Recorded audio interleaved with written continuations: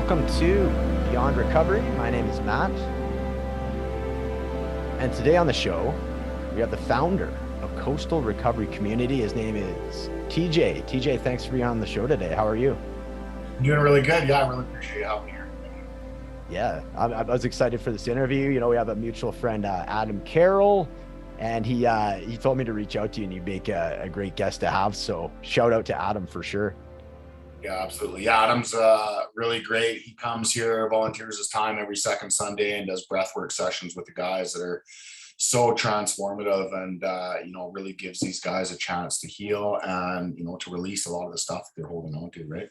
Yeah, those breathwork sessions he does is just game changing. So, and yeah, it just goes so hand in hand with I imagine with the work that you're doing there. So yeah, it's a lot. So you're up in Gibsons, BC, which anybody that's not familiar, it's on the Sunshine Coast. So fairly close proximity to Vancouver. Like what I know it's a ferry ride. So anybody that's not familiar with that, whereabouts is Gibsons roughly? Yeah, so from Horseshoe Bay, it's a 40-minute ferry ride, and it's not an island, it's just a big peninsula, but you got to take a ferry to cross that bay. But yeah, it's a lot closer than people think. So we're like, yeah, you can be in downtown Vancouver within an hour. Oh, wow. Okay. So yeah, nice and close to anybody that's wondering, okay, close proximity to Vancouver, about an hour. That's super rad. How long have you had, Coastal Recovery going for at this point? So we've been open for about 120 days. Oh, This yeah. project has been in the works for over a year. It's taken us the planning, the developing the programs, all that, and then the renovation of the building, and the whole dealing with the government that's still in process. So that's kind of an ongoing battle, but we just made the decision to open and to start helping people right away, because the red tape could be years until we actually get the official green light, right? Is that right? Eh? Yeah, that's got to be frustrating. That's cool that you just kind of just going ahead with it. That's really neat. What kind of situation did you get as far as like the building and all that? What was the ins and outs about finding something that would work for you and your programs before we actually get into what the program it is itself? Yeah, so I mean, basically it was by chance, and the way that the universe just kind of handled the whole thing. I had a business that was here, a Oh, okay. clothing line and a tattoo shop.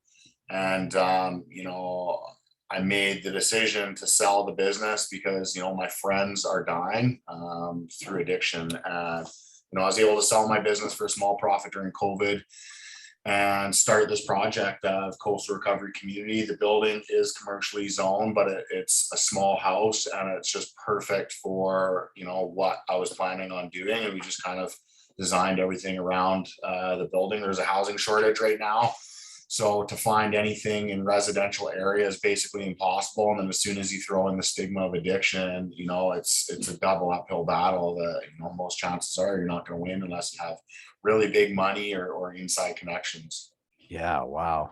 I say, like you say, like imagine there's a degree of spirituality that you carry worth mentioning. It's like, when the universe does, it sends something your way, right? Like I get the impression that, if you're 4 months in and everything's in that sense is falling into place. Do you feel like, like there's something going on here? Like there's definitely, this is what I'm supposed to be doing. Like your intentions are getting met by the universe as far as getting the help in that sense. 100%. I mean, it's, I've lived quite the colorful life, and, coming into this, I'm finding my life's purpose, and it's basically doors are opening that I don't even have to try, because this is what I was supposed to be doing. Obviously it's challenging, and but being in touch with my higher power in the universe, and knowing what my why is, makes it a lot easier. And things unfold, miracles that I never even thought would be imaginable. And this is where we are. Dude, it's beautiful. That's beautiful. How would you describe, like, can you clarify what your why is? Like if you had like a mission statement, how would you explain it? My why would be using my life experience to, guide the way of others so that they don't have to go through the same pain that I went through. That's super cool. And we're going to get into that. I just have a few other questions, about the programs and such that you're running, but I definitely want to hear about your life experience. That's going to be a big part of this interview. What about what are you offering as far as programs right now in coastal recovery? What does it look like? I read from the notes that you gave me. It's and oftentimes the case in these recovery centers is like you have like there's like the pillars, right? You got the spirituality, there's like this physical activity. We've talked about breath work. What is the program looking for you? Or what is the program looking like these days for you? Yeah, so basically the 4 pillars that I've brought into coastal recovery community are, recovery, obviously, spirituality, nutrition, and fitness. Nice. Those are kind of what we base everything around. And, it just goes, once you start to recover and start to change your life, you add physical activity and fitness. As soon as you're working out and feeling better, you obviously want to eat better and are very aware of what you're putting into your body. And then tying everything in, obviously, is spirituality and learning and, just trusting that there's more out there than, what's on TV, right? Yeah, 100% for sure. When you're talking about your previous business, so you had the clothing line, tattoo shop, where was it in your story where and what did that look like or feel like for you, where you're like, okay, there's a different calling I have here? And how long did it take you to sort of resolve that and go, okay, because I imagine it was challenging for you to put one thing to bed on this other thing that might not be a surefire bet, yet it's like so a big part of your intuition and your feeling. What was that experience like for you? Yeah, so I mean, I had this brand clothing line. It was called Jacked Fitness Lifestyle, and I had it in Alberta. And it was kind of started off as a front kind of thing, and all my customers were gangsters, drug dealers, strippers. That was kind of my market, and then I left kind of most of that life behind, but I brought the brand and the business with me. And I tried to change it and tried to gear more towards fitness, but it was already there. And, a great brand, it was a part of my life that I'll hold strong to because it made me who I am today. But it wasn't aligning with my core values. The more that I unraveled the layers of who I truly was, it just wasn't aligning. And I had to make that conscious decision, to either totally rebrand or to let it go. And it just made sense to let it go. And, that was the pillar to start the journey that I'm on now. Yeah, no, that's super cool. Let's go back even further then. I'm interested to see, but we've kind of touched on a few aspects of your past. Let's go right back to the beginning, if we will. Like what was your your origin story around, substances, drugs, alcohol? What did that look like for you? And just walk us up to, that moment where you started realizing, okay, this is no longer working for me, like the way that it was before, the way that I perceived it was before. If you can give a little background on that, please. For sure. Yeah. So, I mean, starting out, as a child, only child, and I grew up in a, fairly abusive household with my father. And, there was some sexual abuse from a neighbor at a pretty young age that, obviously always stuck with me. And, getting bullied, and until finally I just decided to fight back. I couldn't deal with it anymore. And I was a very angry, alone child. And then getting in fights in school, and then my first experience with alcohol at 12, and that put me in the hospital, stomach pumped, alcohol poisoning, the whole, deal. And, you'd think that would kind of turn me off of that. And that was just kind of the beginning, right? Alcohol made me feel like I wasn't alone, and it brought me out of my shell because I was so shy and so timid from the abuse as a child. And with that would come the anger, and then I was kicked out of school for selling weed.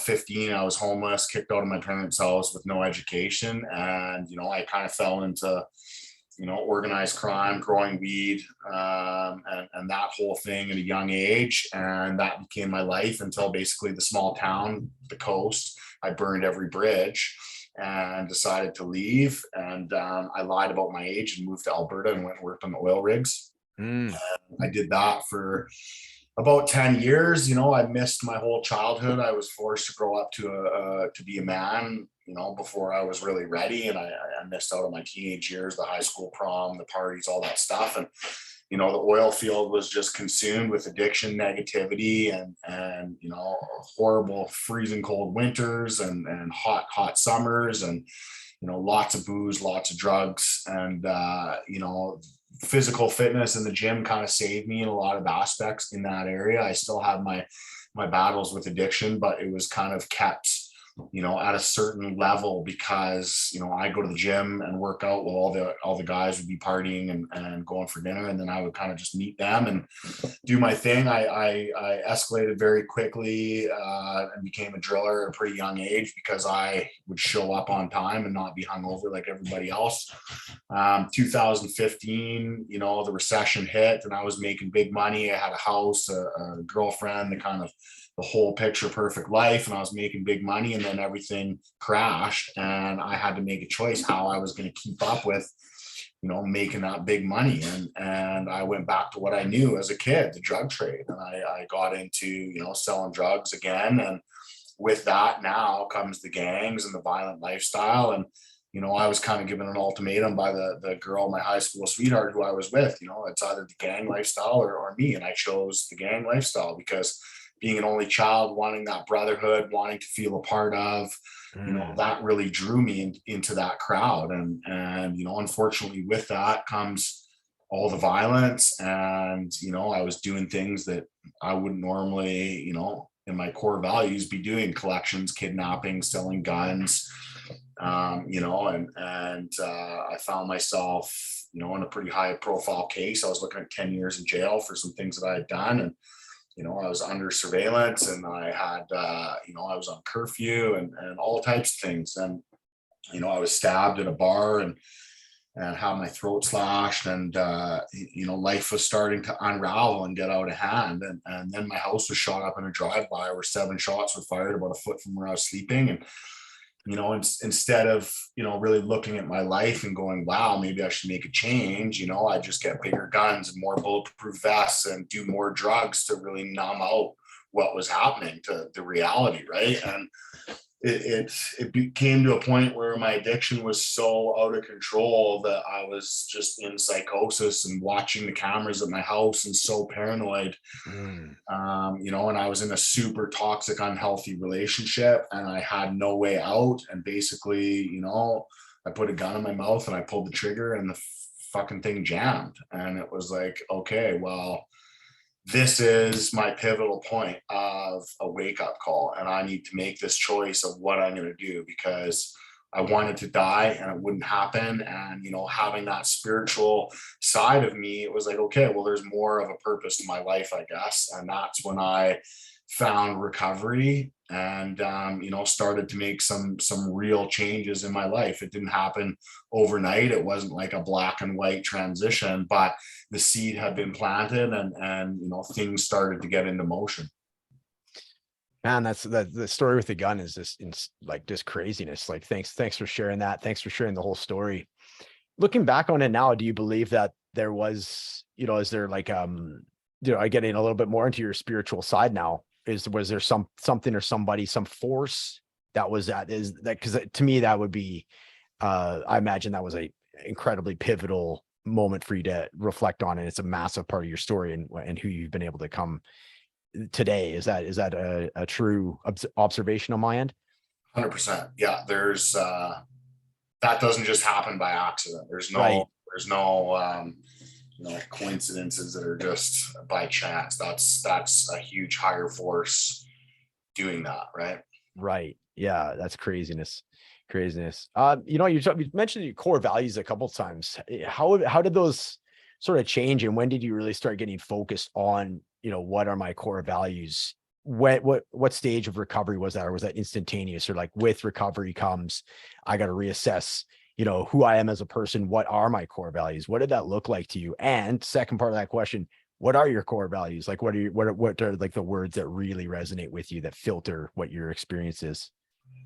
Yeah, I mean, they were always there, they were just deep rooted. And, even being a part of that that lifestyle where I was doing all these things that I regret, that was the hard part, because it was like a split personality. I'd Yeah. go do these things, but that wasn't who I was. And the only thing that would be the catalyst between that was addiction and drugs. That's the only way that I could decipher those, right? Yeah.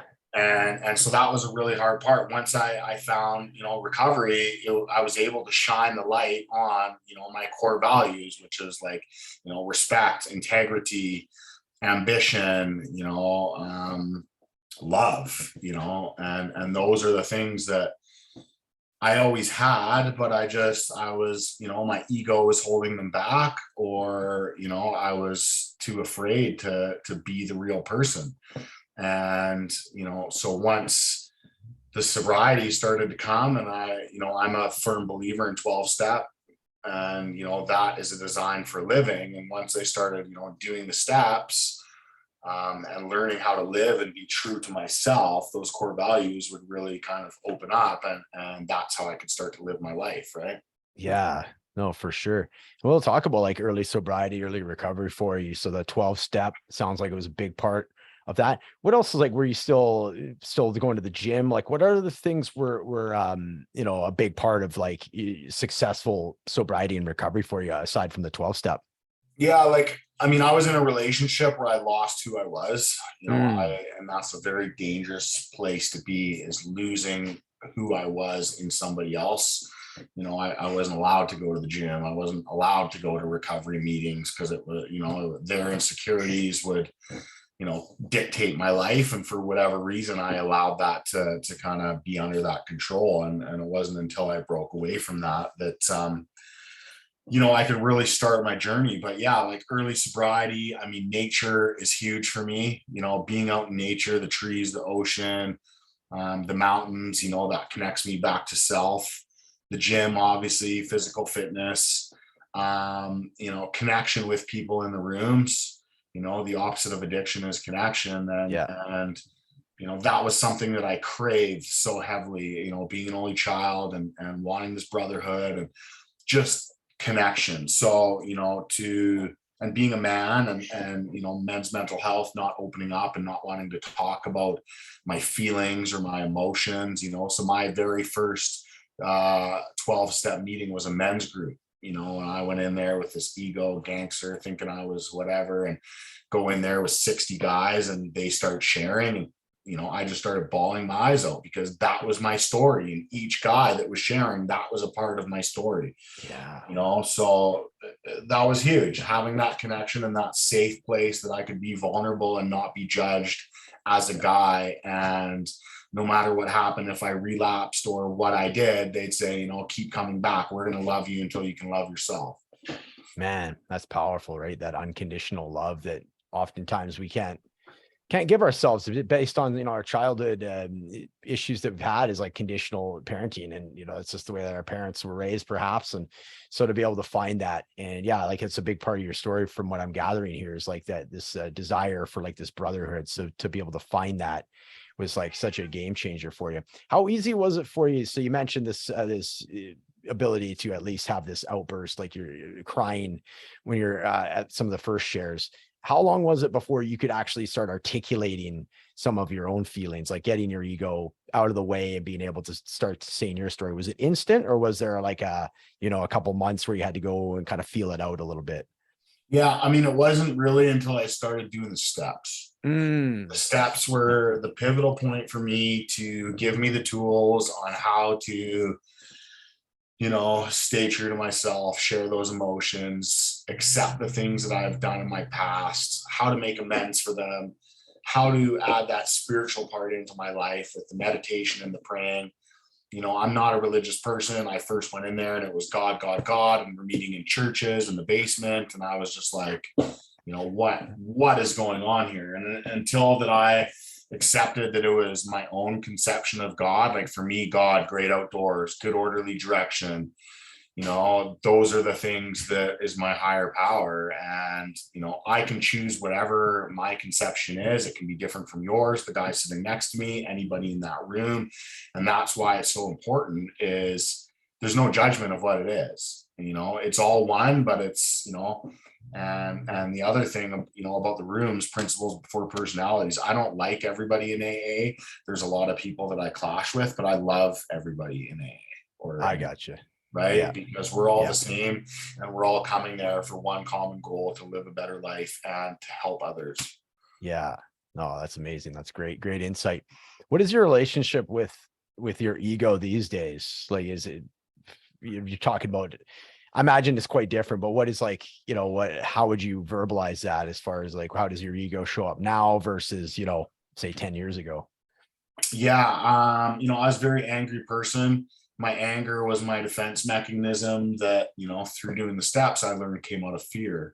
Mm, So I would be, you know, angry at certain situations, and that's what I would use my anger to scare other people or to get out of situations. But I yeah. would have to sit back and really look at that and say, okay, well, what am I afraid of? What am I Yeah. so afraid of that I'm getting angry, you know? And Hmm. now, like, I can't say I don't get angry, but I don't have outbursts. And there's a lot of situations where people push my buttons, or I'm tested a lot of times. And, you know, 10 years ago, the situation that I would handle would have been a lot different from how I handle it now. And, you know, the ego is still there, but, you know, for me, ego stands for edging God out. So Yeah. I gotta look at, you know, what spiritual principles am I pushing out of my life to allow this to come back in, and you know, allow my thoughts to create me to, you know, try to act a certain way, because our thoughts create our feelings, and our feelings create our actions. So being able to control my thoughts coming from a place of my essence and spirituality allows me to react differently, and understand that when I live in self-will, that's my ego, and when I live in God's will, that's, you know, my higher power directing me. So I really try to live in God's will. And when I start to slip, I, you know, use the tools, the meditation, the prayer, the, you know, just breathing, all that stuff to just bring me back into, you know, God's will. It's funny. You're like, you knew exactly what my next question was going to be. I was going to, what are some of the tools that you use to get back in there? You mentioned this, the prayer, or sorry, the meditation, breath work. And what was the other one you mentioned? Prayer. I And mean, prayer. Yeah. Okay. prayer and meditation kind of go hand in hand, you know. Yeah. Yeah. That's great, dude. And is there any, you seem like, yeah, you've done some deep work on yourself, which is very admirable. Uh, is there any, like, books or any speakers or anything else that you used as resources to help sort of guide you, or did you have a coach or mentor? Is there anything else you can suggest that, you know, if anybody's listening to this, that, you know, as far as resources? Yeah, I mean, I got a coach. You know, there's sponsors in AA, which are great, but only to an extent. If you, in my opinion, to do the real deep work and to be successful, a coach or a mentor is huge. And, you know, those who pay attention. So, you know, Mm, you're going to have to pay for a coach, but you're going to get out of it what you want, and that's what you pay for. I paid for a coach who was, you know, I used him for a certain amount of time. It was, you know, pretty expensive, but the values, the lessons, the mentorship that I got out of that, you can't put a price on it. And, you know, it totally changed my life. I would recommend it to anybody. You know, you may have to go through a few until you find one that is right for you, but it will change your life 100%.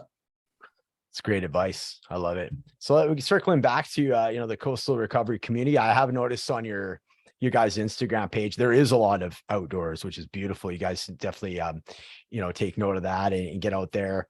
And I'm just envisioning, like, just from our conversation, like, it seems like you've truly brought together all these elements, like your core values: respect, integrity, ambition, love, this brotherhood, and, you know, a deeper sense of your own purpose, and, you know, being able to temper your own ego and come with you know, everything that you've learned in recovery. And now you're in the spot where you can give back. And it seems like this wonderful package of everything that you've become.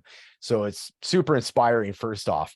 But to, you know, if anybody's looking to reach out to you, what kind of, is there, like, you know, is there, like, it's a 12-week program? Is it a 30-day thing? Let's get a little bit into the details as far as if somebody were to reach out to you right now, what can you give us as far as details? For sure. So, you know, our program, you know, it was 30, 60 or 90 days. I've changed that to, you know, 60-day minimum. I've had a few participants come in for the 30 days and you're just getting to the tip of the iceberg and it's just not enough. And, you know, it takes a commitment to recover and change your life. But, you know, I tell these people, you know, how far were you willing to go in your addiction to get, you know, your substances and to do that? So, you know, we're in the gym 5 days a week. We do boxing the other two. We're hiking just about every other day. 12-step meetings. We have counselors twice a week. We have Reiki. We have art therapy. We do sweats with the Indigenous. We do lots of, you know, Indigenous learning about plant-based medicine and history and culture on the Sunshine Coast. There's one-on-one coaching. So there's lots of things, and, you know, 60 days is the minimum. You can stay, you know, these guys can stay for as long as they want. I don't get government funding. That's one of the drawbacks, because I'm a totally abstinence-based program. The government wants me to give me grants and stuff. They want more of a harm reduction based model. So they want me to have people that are on Suboxone and methadone before they even look at giving money. And, you know, Oh, wow. until you dive into the system and see how corrupt it is, it's really disheartening. And, you know, other programs are, you know, $15,000-$20,000 a month. And, you know, I offer, if not more than the same. My program's $5,000 a month, all in, food, everything included. Wow. You know, and I do this because it's impact over income for me, but I still get all the naysayers that like, wow, your program should be free and how can you charge that? And, you know, it's the government programs, you know, for one, people don't take it seriously because they're there, they haven't invested any money into it. It's just, well, then I can walk away and quit because there's no value that they're going to lose. You know, and not comparing, but there's other programs that are $7,000 a month, and all you do is go to one meeting and one group session a day, and that's it. Everything else is on your own. And so, you know, I only have 5 beds here, and that really gives it connection. It's a small group. The guys all bond with each other. They all leave here with a brotherhood and a community that they can take forever. Yeah. The guys who do graduate from the program are welcome anytime. As long as they're sober, they can come join in on the hikes with us. They can come to the gym with us. They're always a part of this. So that's just it. And, you know, I offer family, you know, counseling and coaching for, you know, the clients that come in before, pre and post. There's, you know, a year of outpatient counseling. They can, or coaching, sorry, they can come here at any time. And, you know, so we're all just about building community and building long-term recovery capital and longevity for, you know, the people that want it. It has to be the people who want it. I don't take people whose parents say, well, my son has to go to treatment, or if you have to be here, Yeah. I don't want you here. This is a Yeah. privilege. It's not an obligation. Yeah, that's great. Great outlook. I love what you're doing. Like the program is just, it's so immersive, right? And it captures all the, you know, the spiritual, the physicality, you know, that boxing thing just to deal with some anger, you know, just gets, and the art therapy, man, you got all the bases covered. So dude, that's just absolutely incredible. And thanks for being, you know, offering how much the program is too, which is rad. Super cool. I'm really interested, actually intrigued by the integration of like the Aboriginal and the Native American stuff. I've always been fascinated with that. I know it's a big part of it, BC culture, especially down on the coast like that. That's super cool, man. So you're doing sweats and that type of stuff as well. The plant medicine ceremonies is, man, it's a game changer. I've partaken in some of those myself. What is your just kind of curious more than anything, what is your experience has been with different like sweat lodges and the native side of things? You know, at first I was, you know, I was nervous because, you know, the damage that we've caused to their culture over the years, and for them to be so open and loving and accepting of, you know, us, it's just been super emotional and just welcoming. You know, they come and speak to us and teach us about the red road and the black road, which is, you know, active addiction and recovery, and going to the sweat lodges. You know, it's so ceremonial, but it's so healing. And it's just, I see the power in it, and it's been around for so many years. You know, and it's just, Indigenous culture is so wrapped in addiction, and there's just we don't do enough to give back to that whole community.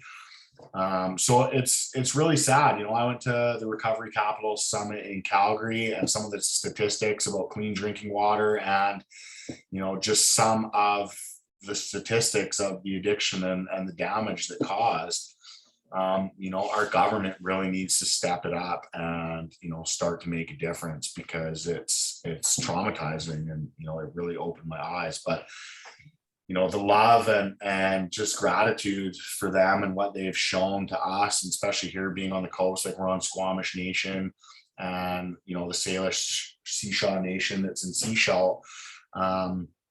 It's just really inspiring, and we've been doing spirit baths and just so much culture that goes back so many years, and it's so important to learn that, because that's what's been around and that's what's worked, and we need to integrate that into our now recovery programs.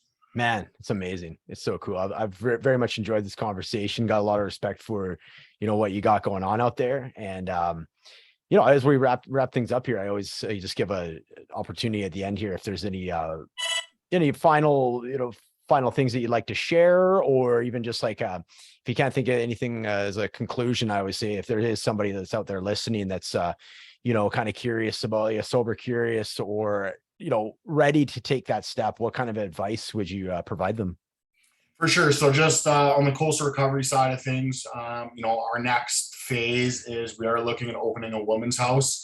And not only women, but for women with small children, so that their kids don't have to go back into the system, and they can recover together, single mothers and that type of thing, and really grow that family bond. So that's kind of our next step. After that, we're actually looking at a full therapeutic recovery community, where we're building self-sustainable recovery pods, and having people that can come live there long time and work, and that whole thing. So that's kind of the next 5-year plan for CRC.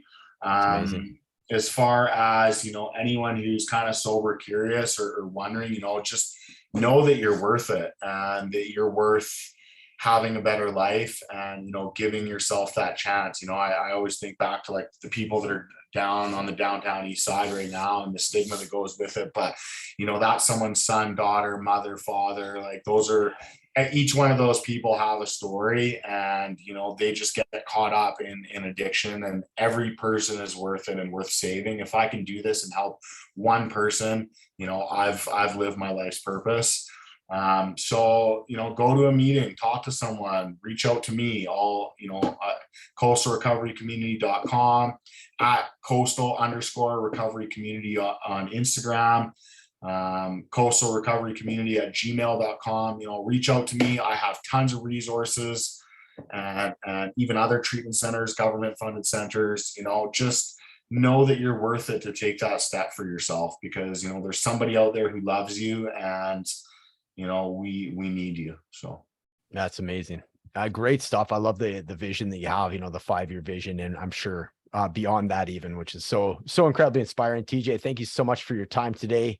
And we'll definitely keep in touch. I'd love to have you back on as you continue to progress with your whole community here. I'd love to keep tabs on it, and have you on as a semi-regular guest if you're down for it. Absolutely. I really appreciate it and your time. And yeah, I'll be back anytime you ask, Matt. Thank you so much. Awesome, man. Appreciate it. Thank you. Have a great day. Same to you.